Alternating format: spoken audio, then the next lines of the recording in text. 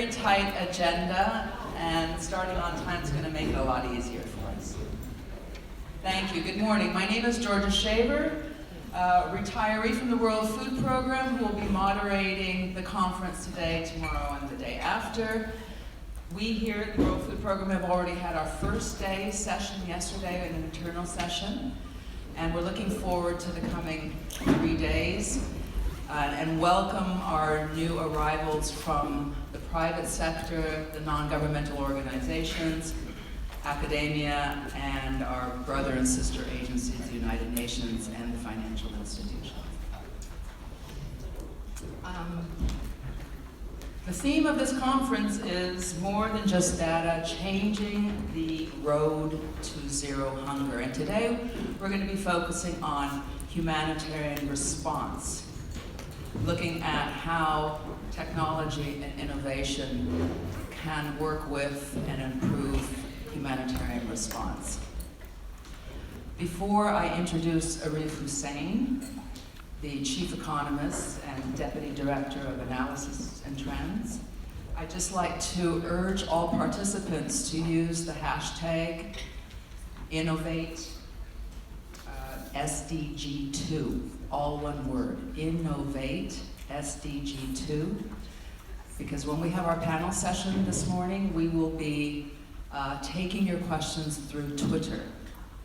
So either put a question down on the post-its that you see on your table and hand it to anybody who's out around the perimeter of the meeting hall who is working with us today, or do it directly from your phone. Hashtag Innovate SDG2.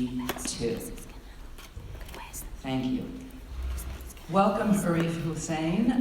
We have a slight change to our agenda this morning. Denise Brown, the Director of Emergencies of WFP, will not be able to join, and so Arif will substitute for her, as well as welcome everybody to this conference today. Thank you. Good morning, everyone. First of all, I want to welcome our non-WFP colleagues who joined us today. I hope you had a great time coming here, and some of you we met yesterday at over the cocktails. And I also once again want to thank our sponsors, if you will, the city of Hague, who allowed us to be here in such a beautiful environment, Leiden University, Gideon, and for being our partners in working this arrangement out. In terms of the purpose we had yesterday was our, let's say, the internal day. So what we do is for VAM, our last global meeting was about 2 years ago. So the idea is that every couple of years we get together, requirements of analysis in World Food Program, and also on a broader level. That discussion then allows us to tweak, just change, and also, we are present in 70 countries in all the regions of the world. So that allows us that interaction to see who's doing what, even inside the field. And what can the idea is after that, the second day, we get everybody, like today, to come in, talking with our sister UN agencies, with academia, with the private sector, and see how we can work together. And that is really the purpose of seeing what we can provide versus what we can see. What are the common challenges? What are the common successes, if you will, in the humanitarian world of working together? Now, like Georgia was saying, the theme of this meeting is about zero hunger, and also the role of private sector, the role of innovation in helping us achieving that zero hunger. For us, there are, I guess,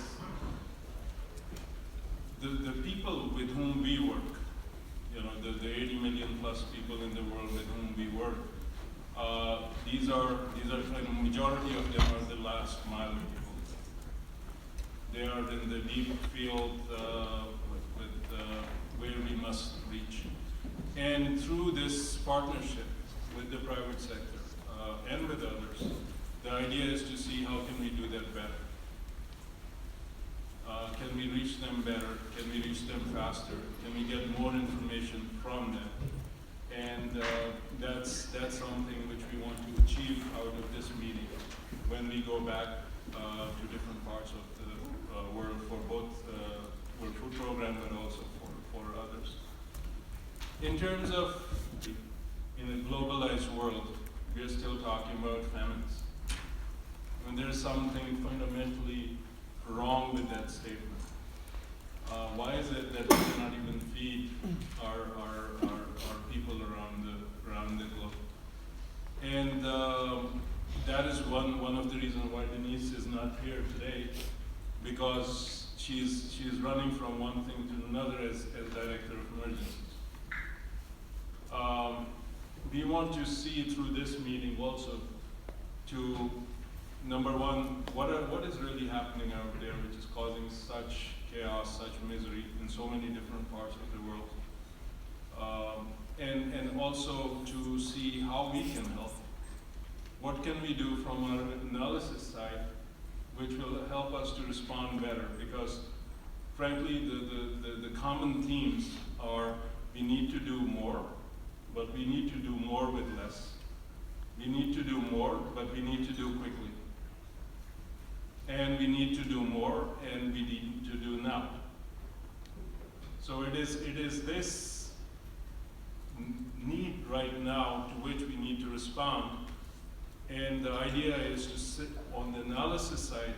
If you can get the information quickly, if you can get the information cheaply, if you can get the information which is on much higher frequency, those are all great things.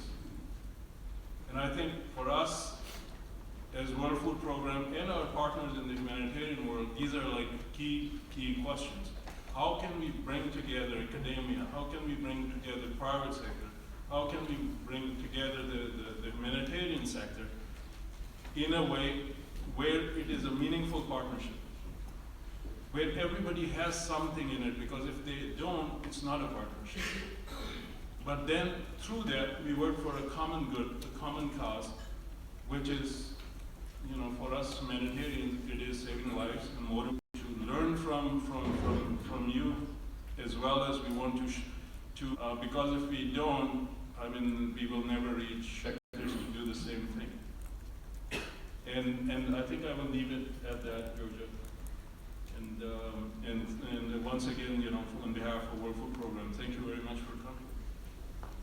Mathias Firchow from Nielsen, our keynote speaker. Mathias, how would you like? First of all, great view, of course, of people and also the ocean the last years. My name is Mathias Firchow, nicely pronounced, by the way. I'm from Germany, which is around surveying, more or less. I would like to start a short survey already here in the room, so also maybe to wake up a bit. So, a couple of short questions. Please raise your hands.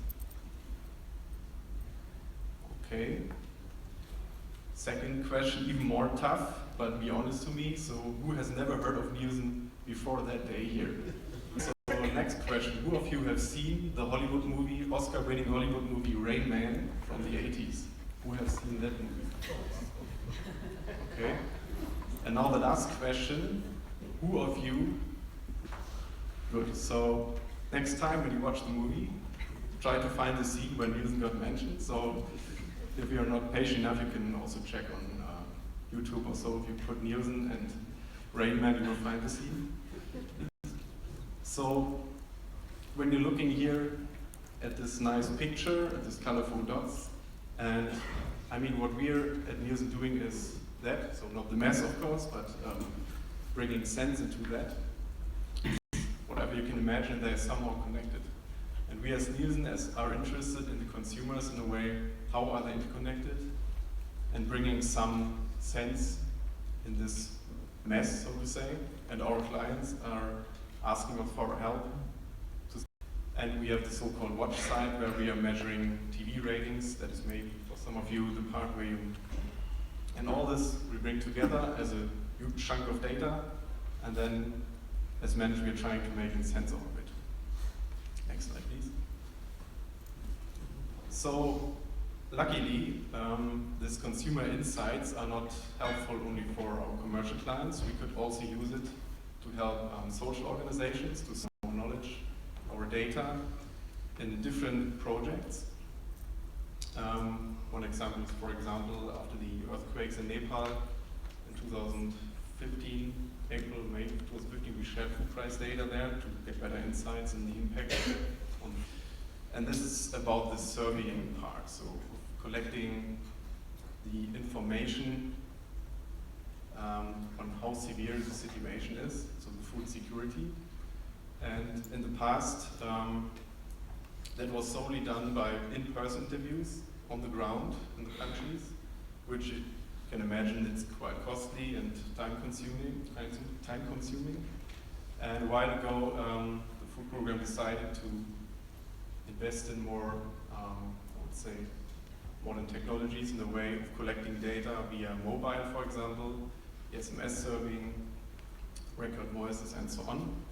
And at that point, Nielsen came into the game, so to say. So we started to support the food program in 3 critical areas, and then how we analyze it. So the first thing is just bringing expertise from our side on all the different types of collecting the data, because we're doing that every day around the world.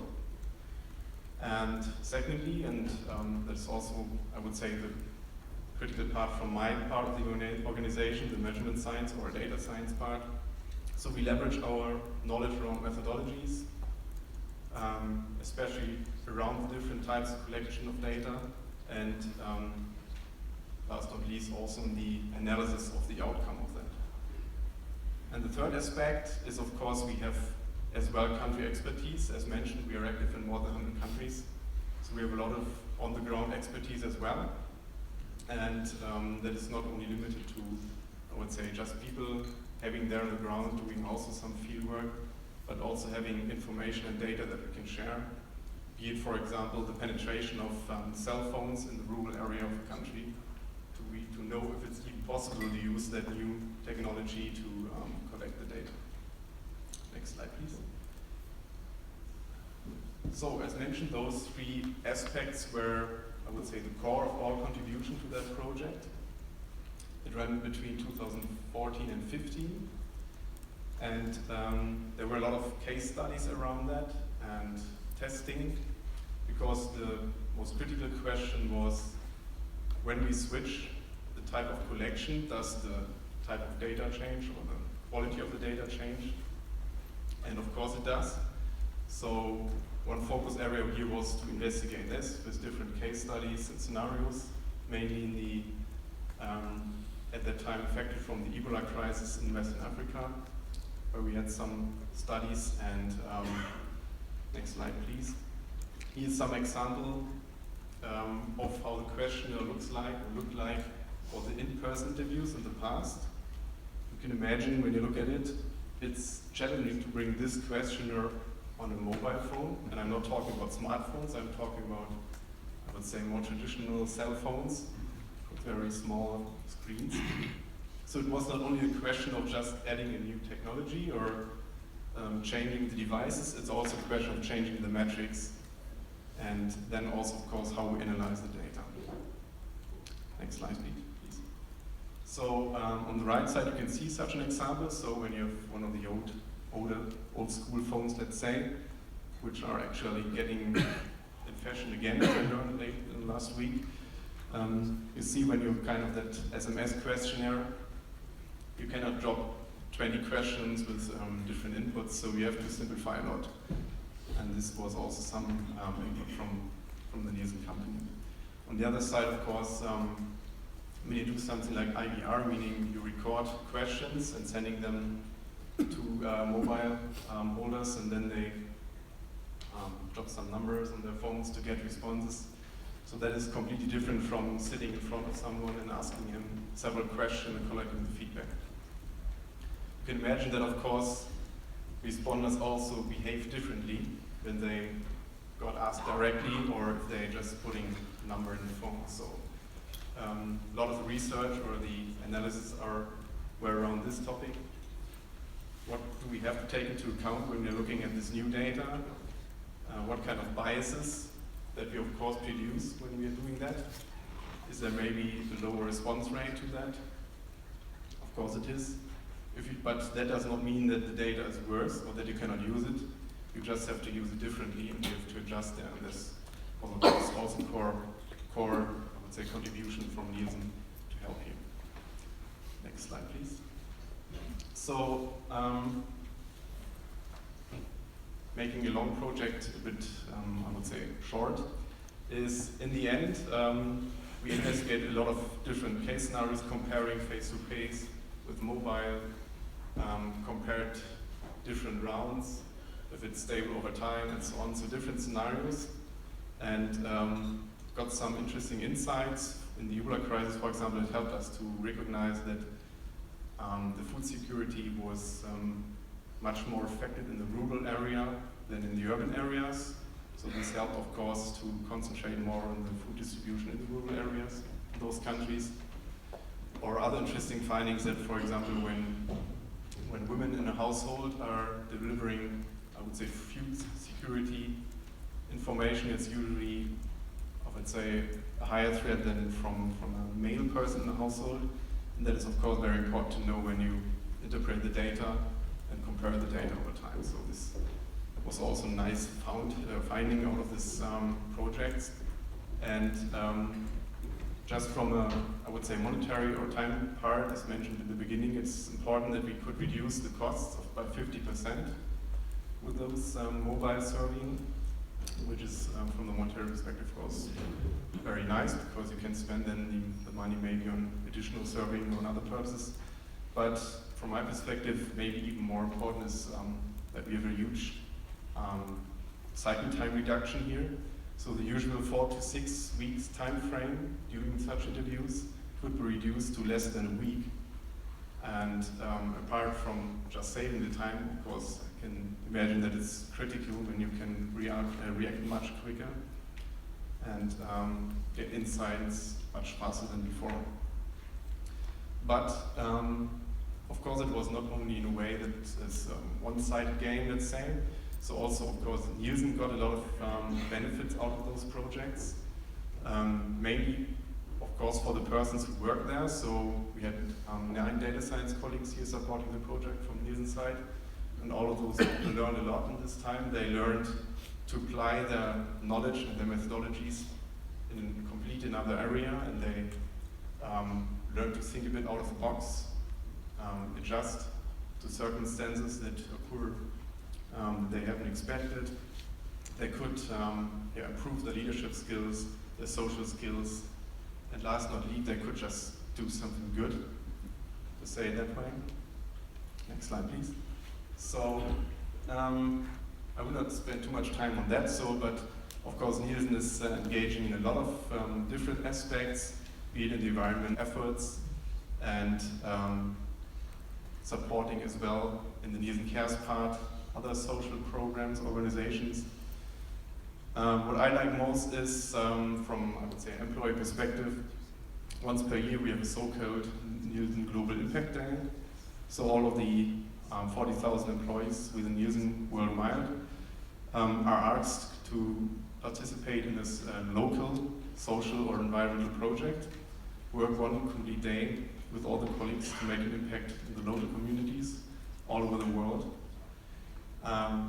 And on top of that, Nielsen grants every employee that he's allowed to have 24 hours per year spent solely on social work during the working hours. So we have a great commitment there from the company doing that, because time is money, as you all know. And in the end, why we have such a great engagement is nearly based on the individuals. So there's no manager telling you to do something. It's more like their voluntary contributions dominating these efforts. But of course, on the other side, it helps when you have also strong support from the leadership. Next slide, please. So our CEO, Mitch Barnes, also emphasized that not only from a humanitarian perspective, it also makes sense from a business perspective to engage. Because, I mean, we are profiting from healthy markets. And when markets are healthy, where we operate, then it helps us as well. So we have a huge interest in making a world more stable, healthy place. And that is, of course, critical not only from a humanitarian perspective, but, and let me close with that words, of course, it might have that impact, but in the end, and I will build on top on what Eric said. By the way, Eric over there sitting is also from Nielsen. As I have to leave a bit earlier, if you have any question in the following, just go to Eric and ask him. I will quote him a bit, so in the end, what we are doing at Nielsen in our, let's say, commercial area, it is not a matter of life and death. So no one is dying when we are not delivering data, when we are not performing analysis for a client. And I mean, it's great to use our skills to have a bit of more meaningful impact in that way here, where it's quite important and just a good thing to do. And in the past, I was not yet so much involved in the collaboration with the food program, but I caught fire these days, so I will definitely increase my engagement here. And I can only speak for Nielsen as well, so we're looking forward to future collaboration as well, of course. Strong cooperations to leverage our knowledge. And yeah, that's from my side so far. Thank you very much.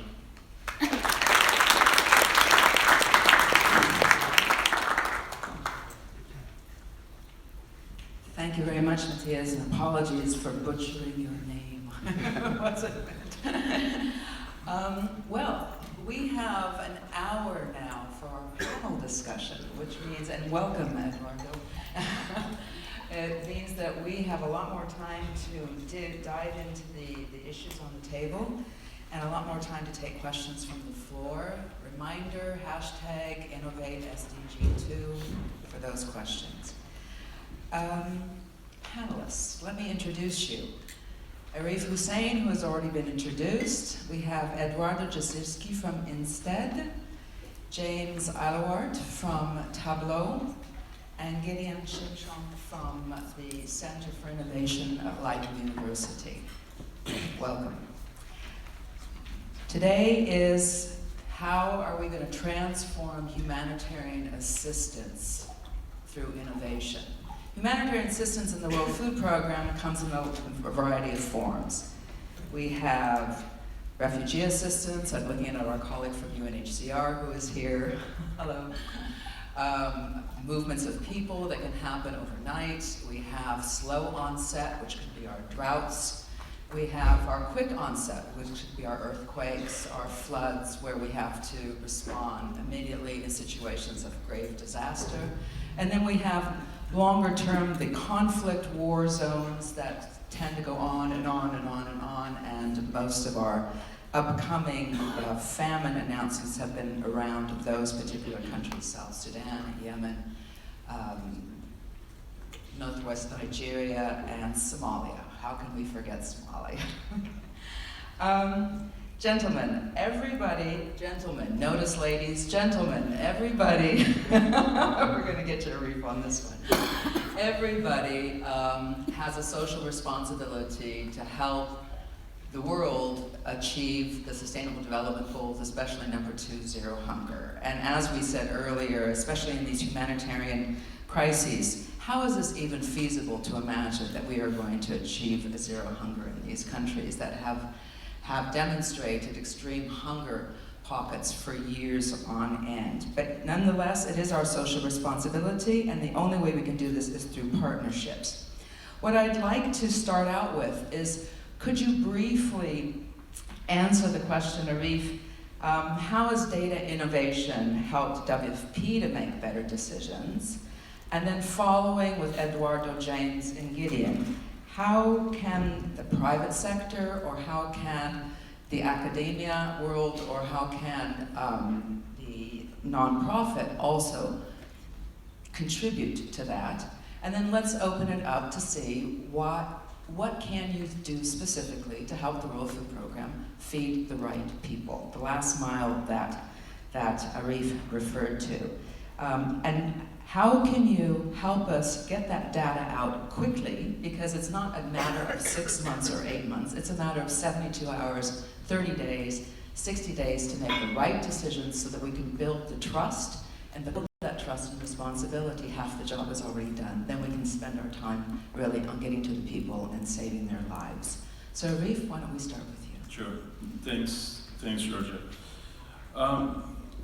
Let me just start by saying that the questions which we try to ask about people's vulnerability,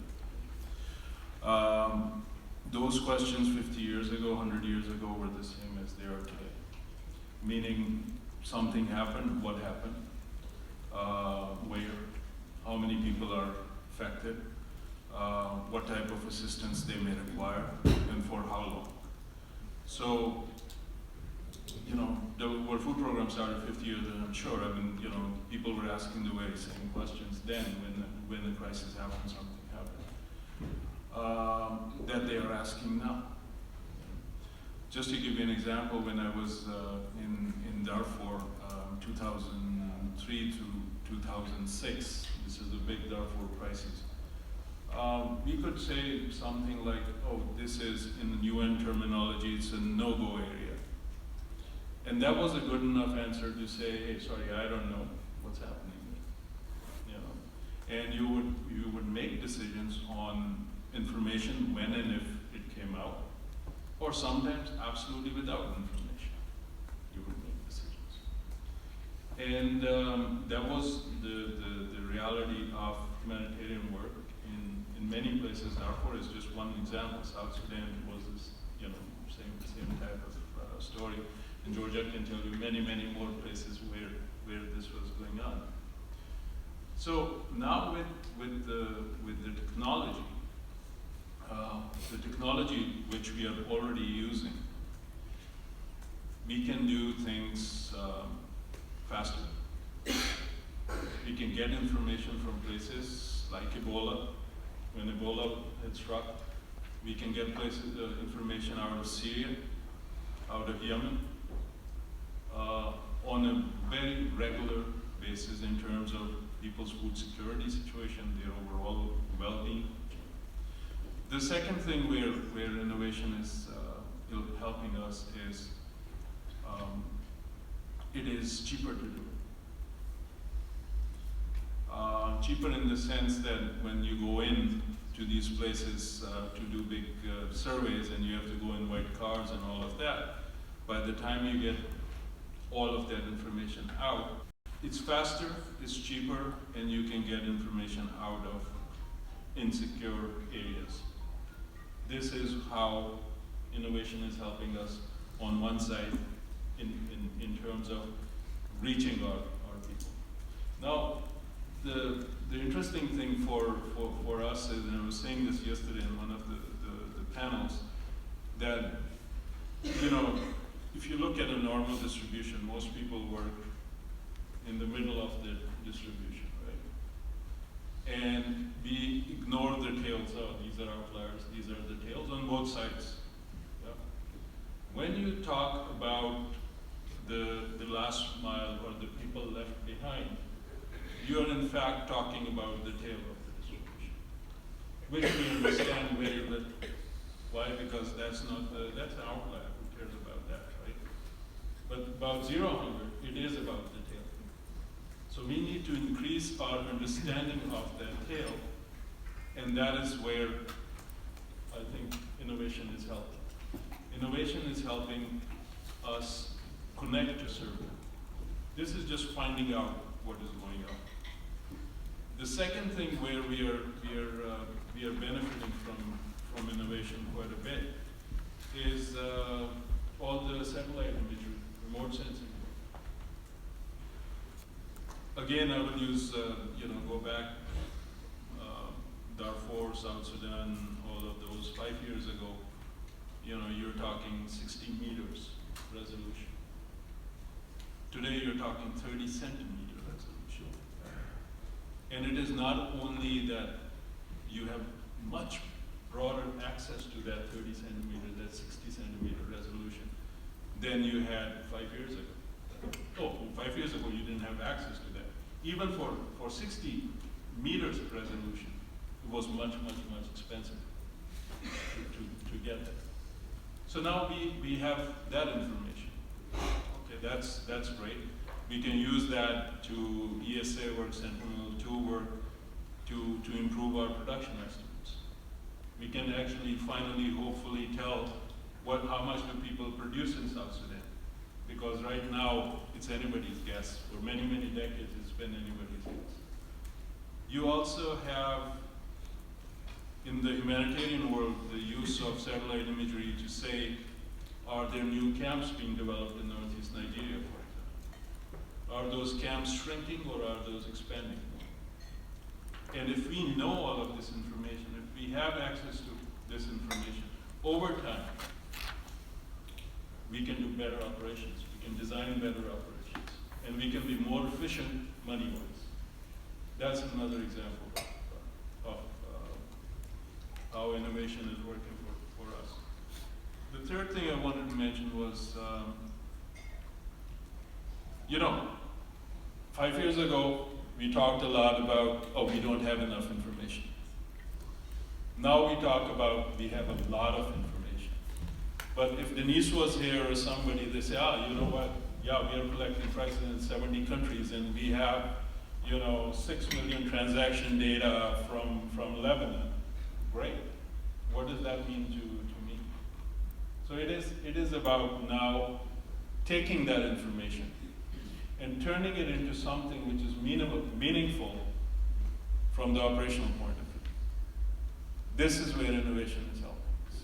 I mean, this is where you have our partnership in Lebanon with Leiden, for example. The monitoring and evaluation part of that. Capturing the seasonality of how people use that money. Those are important things. Turning information into something which is meaningful and presenting that's Tableau in a way. Because you're taking millions of transaction data and saying, okay, here is what that means to you. And Georgia, as a decision maker, I mean, unless you have that, the managers don't have time to say, yeah, great, 70 countries information. No. Just give me 2 sentences and tell me what does this mean to me. And this is where, for us, innovation is. 72-hour assessment in Nepal, in Asia work.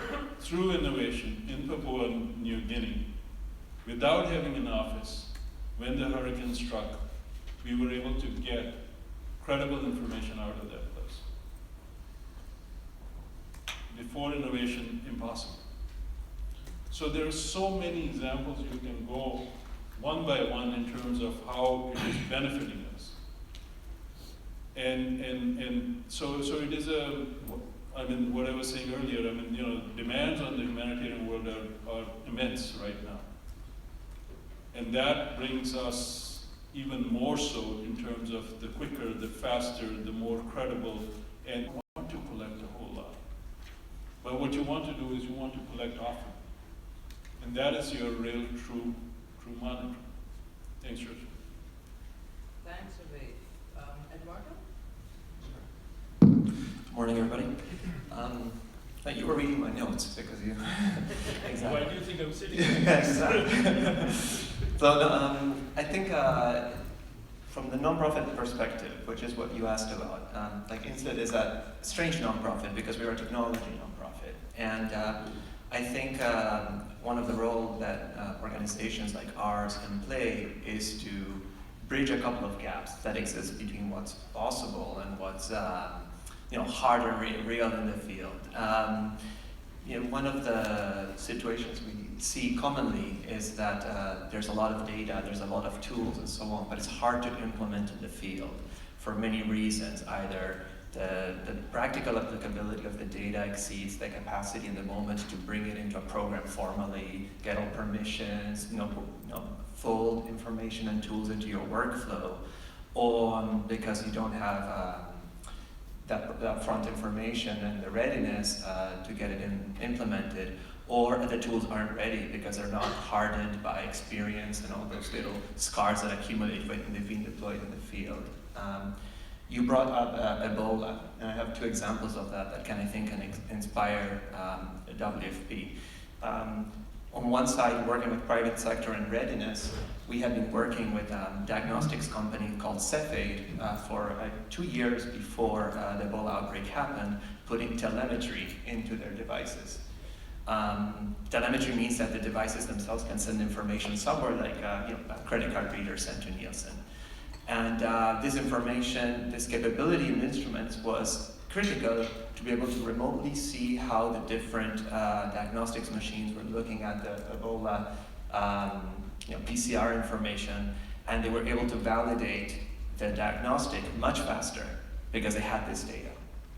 And that was possible because the years before, the work had happened to lay it down.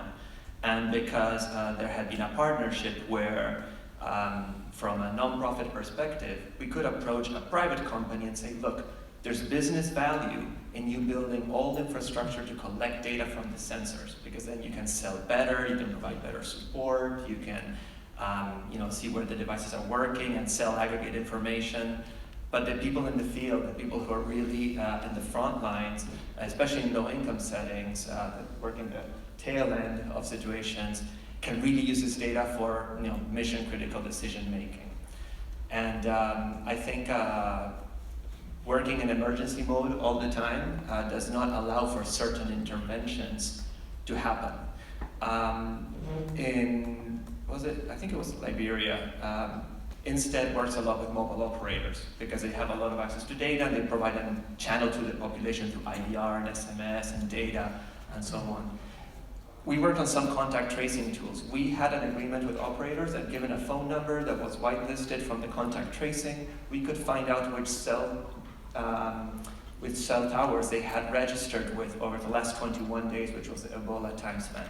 Do you think one NGO had the capability programmatically, logistically, and or even in terms of presenting it to the authorities that they would be able to use this information?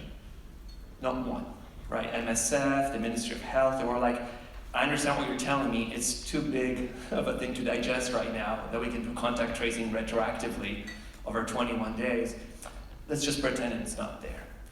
And by upfront readiness and rehearsal and preparedness, a lot of these capabilities can become true. Another aspect is like a lot of you do data collection via mobiles from your workers, from volunteers, from traders. I urge you to think about the econometric aspect of that, like the dollars per truthful bit in real time. And today we're used to like paying astronomical amounts of money for slivers of bad data.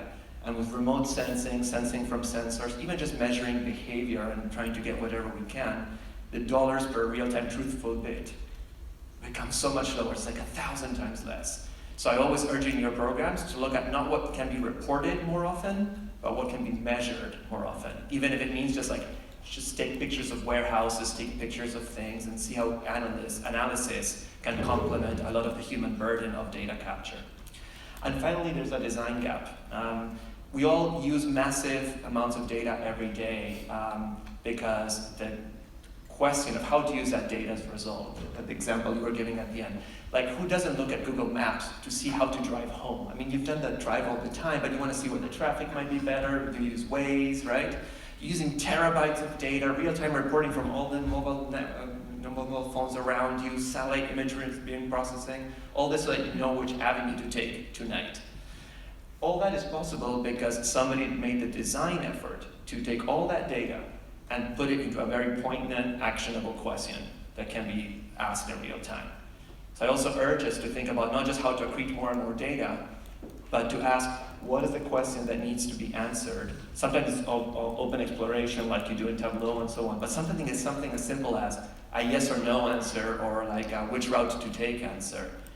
And part of the role of nonprofits is that do technology in the field is to understand the field needs and be able to put like a facade of design to answer that question over all this data that is becoming available.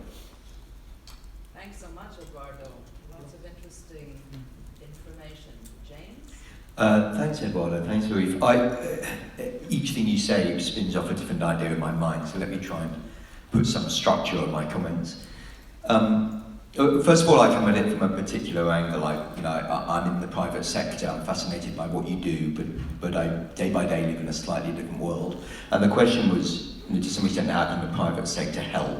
But let me make a couple of observations about the similarities between what I hear my fellow panelists talk about and what the private sector wrestles with each day.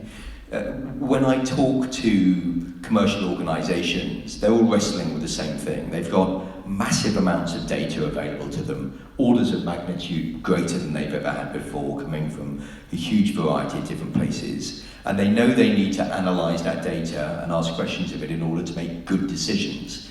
Now, arguably, the stakes are not as high as those that you all play for. Ultimately, getting customers to spend a bit more on product A or cross-sell them to product B is not such a demanding goal in many ways. But the truth is what businesses are trying to do is take that massive data, harness it in a way that ordinary people, and that's managers and that's people in the front line in businesses, can make the best possible decisions as quickly as possible. And that is kind of exactly what you're seeking to do as well, from what I can make out. And so the challenge is that traditional technologies has just been too complicated. People, you have to be sort of a specialist in order to use the technologies. And so the direction of technology companies has been to simplify and democratize that data, to make it available to more and more people so that they can make good, timely decisions without having to rely on expert help. And that is really the thrust of what commercial organizations have been trying to do for ages under the name of self-service business intelligence. The balance is they're very worried about data security and governance and making the right decision and not using data to make wrong decisions because they don't really understand the data. So all of those elements seem to be extremely similar to what you're facing. And I think that timeliness of decision making, getting it in front of the right people quickly in a manner that's digestible and understandable so that decisions can be made is really important. I think the further down the chain you can get as well, so it isn't just people sitting at head office, as it were, looking at data, making decisions, but if you can get technology out further and further and further into the field, and that means it needs to be simple and accessible and intuitive and understandable, not a load of numbers and formulas and gobbledygook. If you can do that, then you empower people closer and closer to the point of contact to make good decisions. And business seeks to get to a point where every decision you make is born of some understanding of the data that informs that decision. And those goals feel like they're shared. So I think as we learn things in the private sector and feed them into your world, we hear some fascinating stories as to what you're doing with data as well, which informs the other way. We may talk of some of those a little later, possibly. In terms of what the private sector can do to help specifically, at Tableau, we're like many other organisations that are interested in trying to provide help in these areas. There's a Tableau Foundation that provides, at its simplest level, money towards these sorts of causes, but actually, we can provide something we think is much more valuable in some ways than just money. We can provide technology, and we do indeed provide a good amount of technology to World Food Programme and other areas, but actually vitally as well, I think we can provide skills, so we can help that process of training and educating and passing the knowledge down, and we use our own staff in order to provide that, which leaves some residual value when we back out and leave the technology with you. I think we also open up an access to an ecosystem, a much broader system of people that can provide funding. but also other technology organisations that can help against the sort of challenges that you describe. So overall, it just seems that the private sector and the humanitarian sector actually have a remarkably similar set of challenges and can help learn from each other. But we have to work out the ways of working in partnership so that we get the most out of it, or you can get the most out of the private sector that is unbelievably keen to help, but sometimes a little confused as to the best way of achieving it. Finally, or our role as an academic institution, I'll try and broaden that a little. So to Nielsen, Tableau, and many other private institutions, what I really think is the value, and for us working with you and international organizations like WFP, is the fact that it's about, in a way, you have tried to mix the doing good with the doing well. Because if you do good and do well, you can reinvest, you can grow. This is potential for further investment. So companies who put their social mission at the heart of what they do is, I think, the type of companies that we're looking for. So it's more of like an aspiration that we ask you to have, and you have shown, that I think is very, very important. And I'd like to emphasize that we do see that many tech companies, many companies are doing that. Now, I think later we can come to the discussion about what does it mean to do that responsibly. So that's just a side note.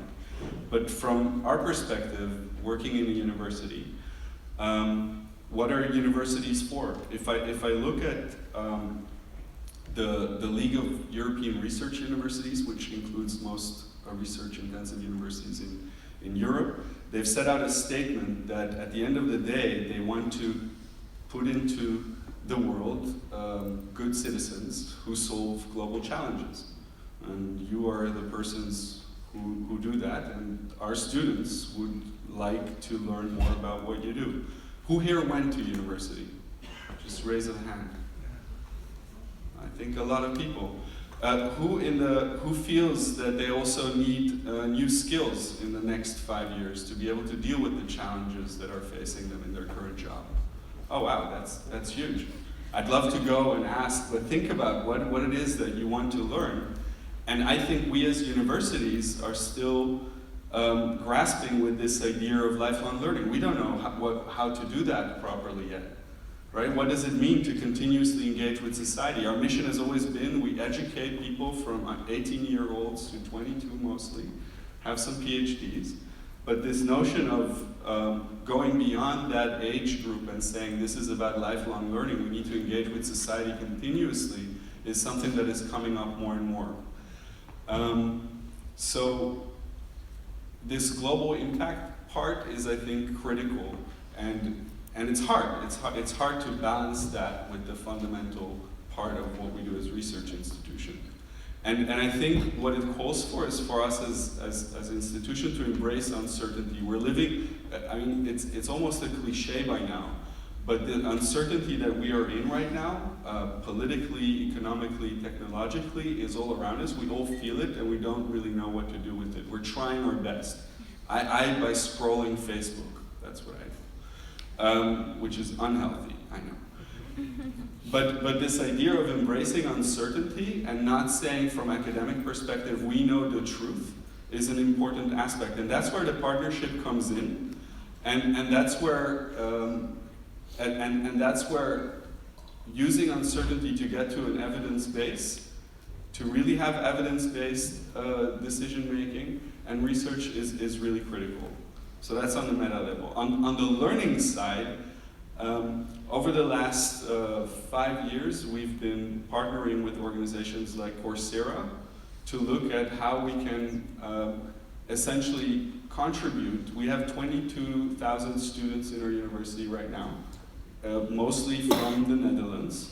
And this is not enough. We have created a lot of knowledge that we can share with the rest of the world. So we've partnered with Coursera together with 130 other internet universities, and currently there are 500,000 students that we have online from 186 countries that are currently taking courses at Leiden University all over the world.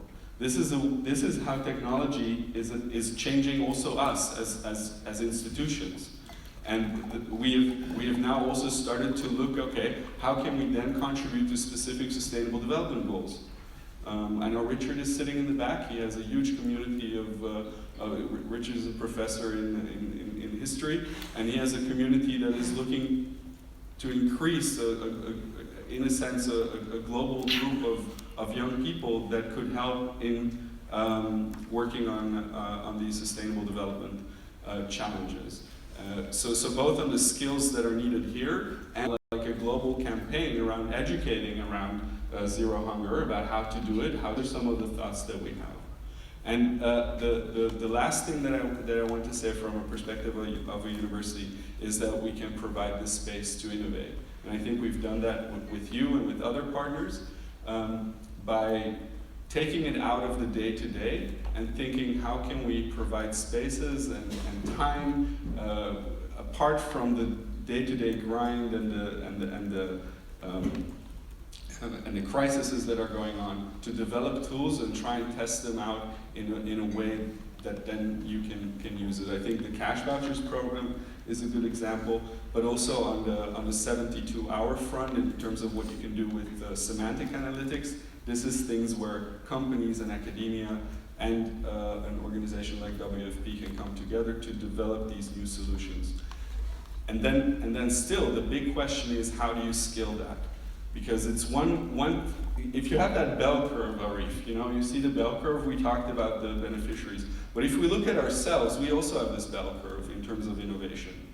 You have the early, the innovators and the early adapters, who are sitting, of course, all here. But how do you get that to the rest of the organization? That's a big change question. And that's not so hard to do. And I think design comes in, so I really like your comment about design. Maybe you can tell us a little bit about how you would approach that. But I think that's really critical. How do you move from the early adapters and innovators to the majority of people working in the field? Thank you. Thanks, Gideon. We've got some questions coming in, but before we get to the two that I have right now, just like to highlight a couple of points that I saw in common with your presentations. I think anything, at first, I guess we're stuck with technology, right? Okay, let's move on. Anything that's going to give a voice to the people that we serve is fantastic. And I think that was really exciting to hear that they could be directly involved in their destiny. Because that hasn't been the case for a long time. It was always working with government agencies and the organizers in the provinces or the regions or wherever we were, and we had to count on them to provide us the best information possible. So that's exciting, and that definitely has to be scaled up and move forward. I'm concerned about how long it takes to set any of this up. I mean, so if people know that the 72-hour, the 30-day, the 60-day is really critical for managerial decision-making and reduction of reputational risk, is it really quick? Is it really fast? Or do we just say that? And they're platitudes, can we really deliver on that? I think that the World Food Program needs help for evidence-based decision-making. We're not a great organization when it comes to monitoring and evaluation. Yes, we're finally admitting that publicly and on camera. It's been a struggle for us because we like to do things, get in there and get it done. And not really take the time, what is necessary to go through all of that information and to take better decisions around that. So anything you can do to help us be better at that would be appreciated. The other comment that you all emphasized was this field-based support. And I personally thank you for that, because I've always thought that people working with technology just sit behind computers and don't really get down to where the action is. And I hope that's not going to be the case, because most of the WFP people here are all where the action is. And that's where we all have to be, because that's the only place where we can be better and provide the response that is anticipated of us. I liked your suggestion, Eduardo, upfront readiness and rehearsal. And the light bulb went off in my head, and I thought, hey, how come we're not doing simulations together around this? Why are we not getting all the people around the table in the field? We do it for emergency preparedness and emergency readiness. We do the surge deployment and the 72-hour simulations together with UNICEF, and HCR does them. All the UN organizations do them in order to improve our own skills in responding to emergencies. Why aren't we doing this with innovation as well, or at least incorporating it in those exercises? Just an idea. So, you launched a discussion, Gideon. Would you like to carry on with what you were asking of your fellow panelists, or would you like to take up any of the issues that I've raised here? Anybody brave enough before we get to the first question that's just come in? So just on the simulation front, I think you do participate in many simulations, and it would be good to do more. One humanitarian simulation that is held every year, I think, is with Harvard Humanitarian in Massachusetts, that really does both field and strategic simulating of crisis situations. So I just wanted to say that that one might be an interesting space to connect to. Another aspect, I think that's maybe we need to include some other perspectives here, and that is the perspective of young entrepreneurs.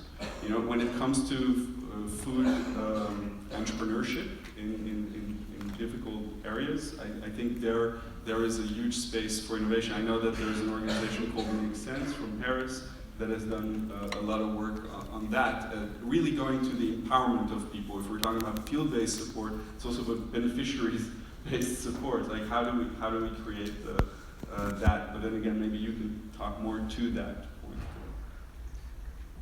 Well, let me make a comment on that as I pass across. But the idea of getting, I mean, I like the simulation idea, by the way, and the idea of drawing people into this debate from outside is really interesting. Again, the work that we've been doing with the WFP and with the university, we've taken some of our own staff that are really enthusiastic to get in and help and volunteer. These people are typically young, very bright, typically out of business school. And we send them into the group here, and they bring this collection of sort of lateral thinking and challenge all of the traditional thinking. I mean, for any business or any organisation, it's tough to think outside the box. We'll try and do it, but it's actually quite difficult. And again, it's an area where the private sector, I think, can really help, is just coming and looking at problems from a completely different way. One is the knowledge of the technology and the application of the technology in lots of different areas. But two, I think it's just, you know, certainly in our sort of our technical teams, we just have people who are smart at looking at data and tipping it upside down and using it in a different way, and they know their technologies really well.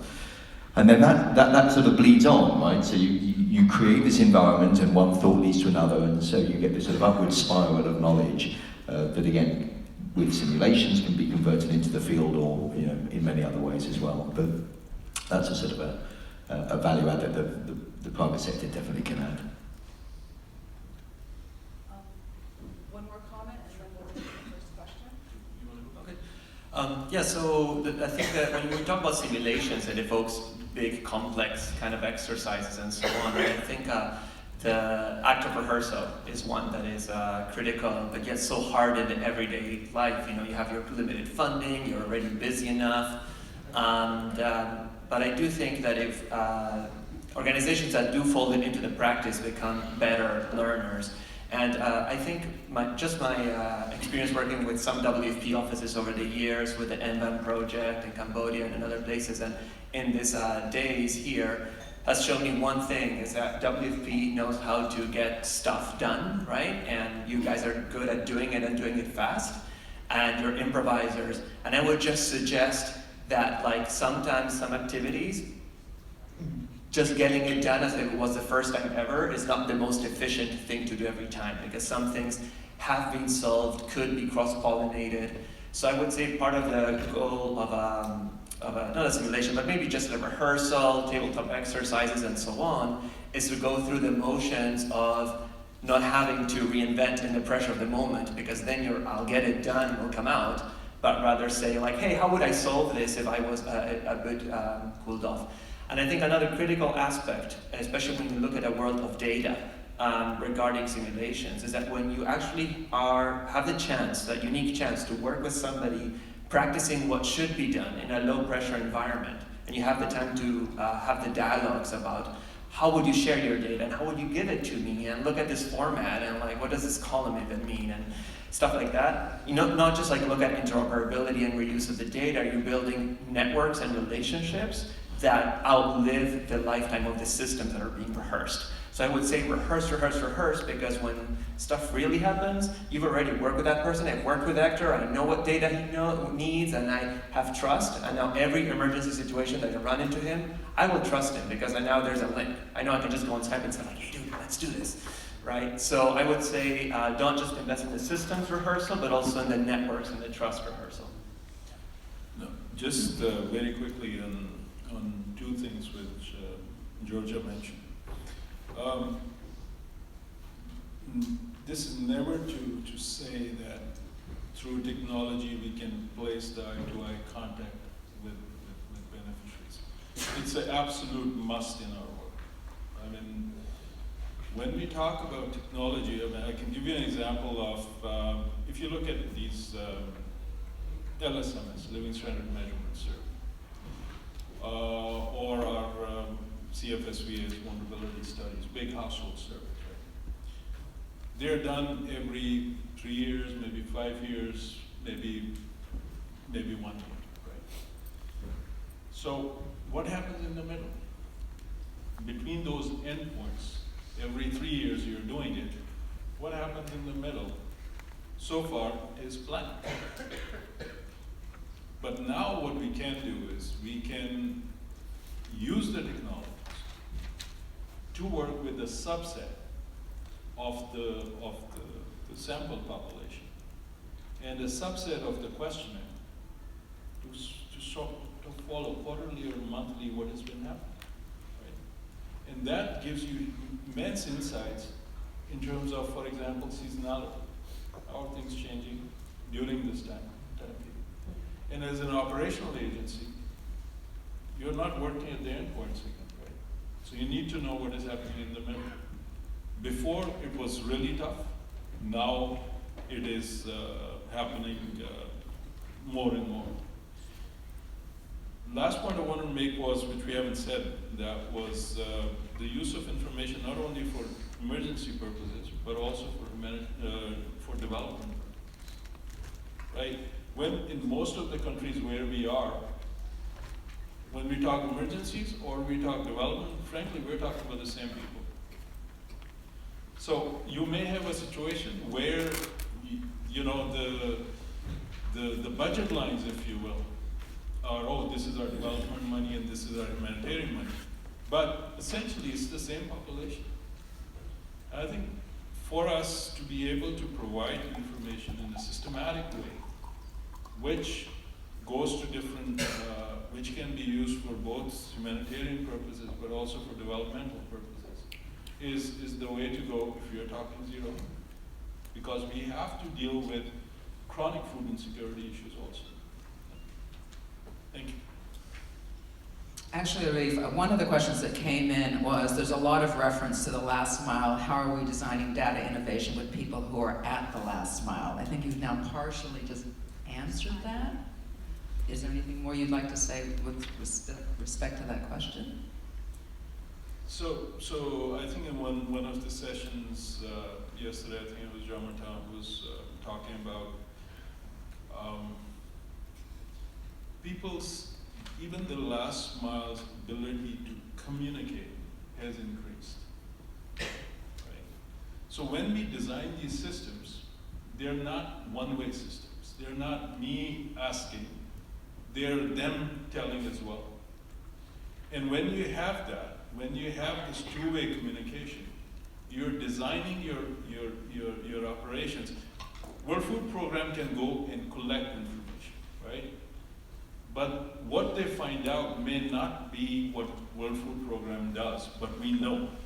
And if we know, we can provide it to somebody else who actually does deal with it. All of this is now possible.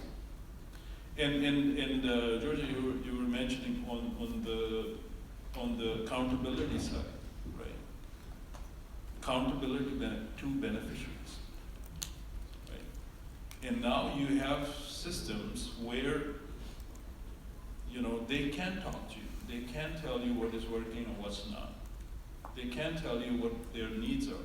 I think these are the things where, I mean, we can focus more, we can do more. I mean, we haven't reached anywhere close to nirvana on this by any means, but we are on the path towards doing something which is much better than was only a few years ago.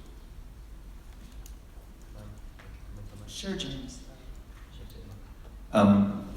So I think part of getting to the last mile and using data with that group of people in that sector it has to be about demystifying data. It has to be about making it just an intuitive thing that we just do and expect to do, and there's a sort of an entire education process that might be needed to achieve that, but a lot of it comes back to the technology itself. You know, the technology needs to be simple and intuitive and easy and accessible enough for people to not think, oh my goodness, I've got to do some data work. I mean, like, goodness help me. It's just got to be part of just the day-by-day mechanism. One of the things that we were showing just recently, you know, against the backdrop of sort of the innovation we're doing in the product is actually sort of natural language querying, where actually rather than people being forced to do any sort of even drag and drop, you can ask questions. You know, you can ask straightforward questions and you'll get an answer or get visual answers, just in terms of making data simpler and more accessible and easier to use. And that way you push it right the way down, all the way through an organization or a supply chain. So I think there's a big onus on technology around making it accessible in the last mile. I would add just one word. Yeah, Simpler, I'd like to. but affordable also. Okay. Because unless it is affordable, access is limited.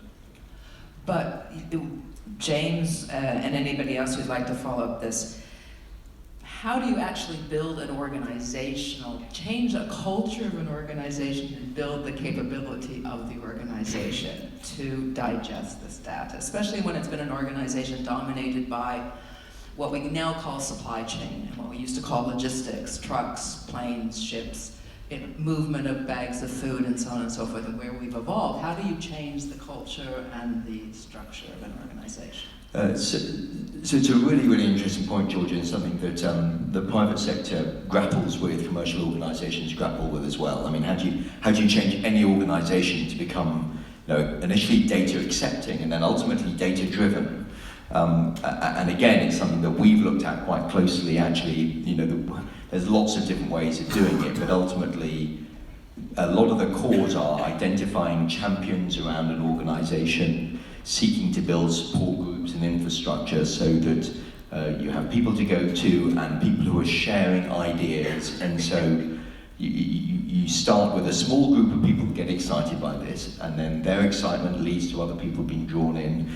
And it's a fairly organic thing, but it can be quite, we believe, quite systematically built. And we spend a lot of time with private sector organisations trying to help them understand how they can create a data-driven culture.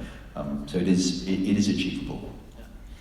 I'd like to add something, just posing it out there. There's I think one thing we live by, which is design with your users, not for them, right? And that closes the feedback loop. And when you asked about like how do you change the culture, and you brought up the leaders and the champions, you reminded me about our project with these diagnostics company where the data was being sucked in from all these clinics. And these are clinics in Africa, and they have all the same crappy electricity and the broken window, and the person doesn't show up because they have to have another job to make a living. And the data showed that some of these labs had vastly better performance than others. So I would say, try to design your interaction and your data collection around users to help you find positive outliers in the people that you're serving and people you're working with, to help find those champions, not in the WFP rank and file of like who's the champion of Tableau, but rather who in your beneficiary pool is being a leader, somehow a positive outlier, and what could you do to find those and empower them and just have them tell you what they're doing differently. It's another way to find leadership. I think the change question is critical. A couple of things. First of all, I think it's very important to also bring in an outside-in perspective.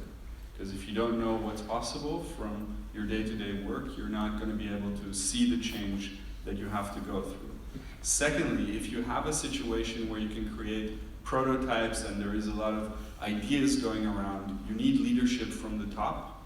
You need the executive board to say, we embrace that. We accept the organization to take risks, even if it's difficult, if it's dangerous, and it's scary.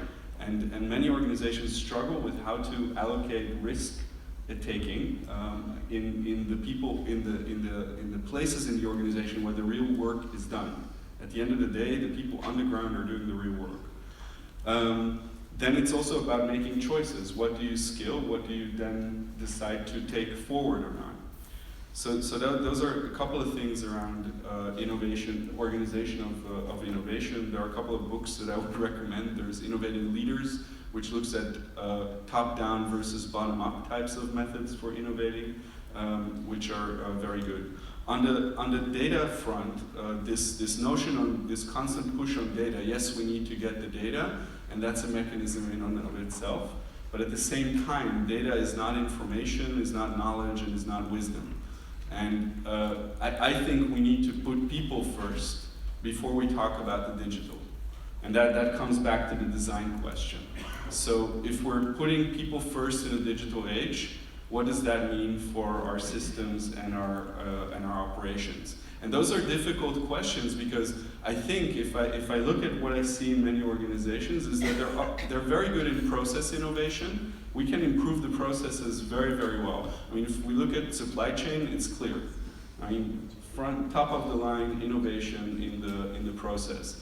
Also on the product side, in the way there are innovations happening by you guys every day on products. It's when it comes to the disruptive part that everybody gets kind of scared because that questions leadership. It questions the existing structures of the way you've been doing things for many, many years. And that's something that that everybody needs to be addressing in a certain way. One way of doing that is by creating these innovation spaces that can try things outside the normal organizational unit. And I'd just like to plug the thing that we've been thinking about. Who of you is familiar with SpaceX? It's like this organization. So we looked at that and we thought, wow, there's billions of dollars being invested in building a machine that goes into space. Where is the billions of dollars being invested in bringing humanity to the next level? And that's why we called it Humanity X, as kind of a need to signal a need that we need to put humanity first and then explore and place the digital therein. And again, this is a call again to public sector or private sector that has invested a lot in these fantastic projects. We can put a man in the moon, in the 1960s, while at the same time we have inner city huge problems and disparities across the world. We haven't done the investment right. And in that sense, it's amazing the amount of money you have to spend with the amount of delivery that you currently do. But to really move the needle, you also need more money. It's not only that. Thanks, Gideon. I think it's called Boys with Toys. The Stop the Toys. Steal this to gender. Okay, we have. I have two more technical questions here, and then we'll wrap up. We have a request about what can you do to help with data cleaning, especially of survey information as a pre-step before we actually display in tools such as Tableau. And the last question, I don't know whether any particular person can answer it, but there's a request to help analyze remittance data for food security improvement. So, James, and who else would like to? Eduardo, and then we'll wrap up. Thank you. Let me make a comment on the first one briefly. So the question is a really good one, actually. I mean, it's all very well having tools like Tableau to visualize and explore and analyze data, but the data coming in is a mess, and that's real difficult. But there is a huge industry and a whole series of technologies that are that aimed at doing the very best you can to extract, transform, clean, and prepare data for analytics. At the Tableau end of it, and I'm sure WFP is working with, I don't know which particular technologies, but I'm sure you're working with some technologies at that end, and if you aren't, in our network we have lots of companies that would be more than happy to help in that area. Actually, sometimes one of the most useful things you can do with data as it comes in is just visualize it straight away, and suddenly the outliers leap out at you straight away. And so quite a lot of people just take the data that they know to be dirty, put it into a tool like Tableau, look at it, and actually then you can straight away spot some really weird stuff going on that requires further investigation. But there are other technologies that are in part of the Tableau ecosystem that we could definitely introduce you to. I know I'd be happy to work with you. Yeah, just quickly, remittance. I have one more question that I'd like to take. So if there's a quick answer to remittance. Sure. So, I mean, what we are trying to do is to, first of all, I mean, you know, we're talking about $450 billion to $500 billion in remittances. So it is a huge scope out there for this. What we are trying to do is to work with companies like Western Union, companies like MoneyGram, in order to do two things. One is to use their information as an early indicator of a problem. Because, you know, long before it becomes an issue, people have already started to send money. So can you see, you know, spikes in different places which could be indicators of something which may be coming? That's one side. The second one is more directly involved, and this is more on the exploring side. Well, MoneyGram, Western Union, you're sending money, and many, let's say in Philippines or in Nepal, you know, some kind of crisis is happening, where the supply side may be completely disrupted, right? Is it possible for us to partner with these organizations to give the consumer the option of sending, okay, you want to send money or you want to send something else? Is there space for that? And this is something which we are exploring as new financing mechanisms for humanitarian assistance. Speaking of which, we have a question that is interesting. We're hearing everything that's happening in the North-North. What's happening in the South-South on innovation? Everybody familiar with the South-South lingo of the World Food Program? You know, are you working, are your various companies and projects and universities working with connecting the dots with innovation from the South? I think it's something you cannot stop necessarily. Like what you asked before, like how do you get this innovation going? And like you really want to build feedback loops, and those feedback loops need to be short and fast. So that basically means the North has to get out of the way if you want innovation to happen at a fast pace in the South. At InSTEDD, we built teams in different regions called innovation labs. And I think Jonathan, who was here yesterday, maybe he's here today, from Cambodia, worked a lot with our innovation lab in Cambodia, which is Cambodian designers and developers working on a World Food Program in collaboration with the local government to create the PRISM system that Jonathan is working on. And interestingly enough, the tool that is based on was built by the iLab Southeast Asia, responding to local needs for resource mapping. Then Tanzania took that system, and now it's the foundation for the health facility mapping and the National Health Facility Registry, which says where are the clinics, which power do they have, whether they have electricity. The same system is now being replicated in Ethiopia.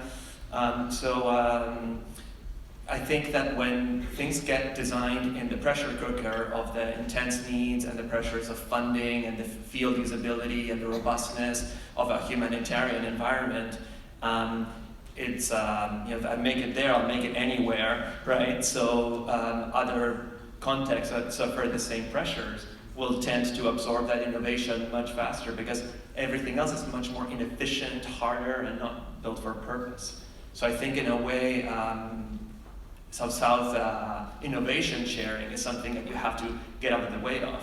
And the reverse innovation flow is actually probably healthier. I would posit that Tableau will learn a lot about usability and making things robust by working with humanitarian users because it's such a more intense pressure cooker, much more constraints, which forces a design process.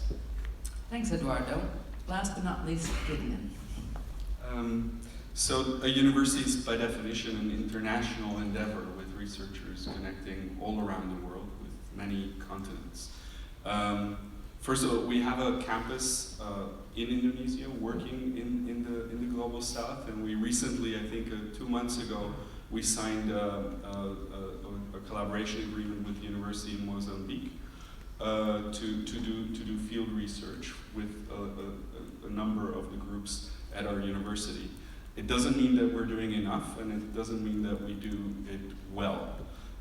Also, by the way, on Learning in West Africa is another group that looks at narratives of people trying to do social justice work and human rights work. So there are many, many examples of how we work together on research in the South, especially if that is a topic of interest, then we need to be there and we need to empower the people on the ground.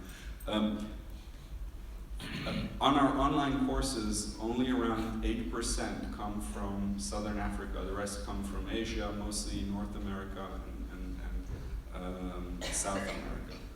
And that's an issue. And we try to understand why it is that penetration of our online courses is so bad in especially Southern Africa. And if you have ideas, please talk to us. We are looking for solutions. And that's the final point I want to make, is that thanks to the World Food Program, we have gained access to to areas where our researchers would never be able to get access to. So in Lebanon, for example, we have been able to gain so much data to do proper research, to do the evidence-based research that we need, that otherwise we couldn't have done. And that is where the collaboration for us is extremely valuable. So on that, thank you. Thank you. Thank you to the panelists. May we have a round of applause for Arif, Eduardo.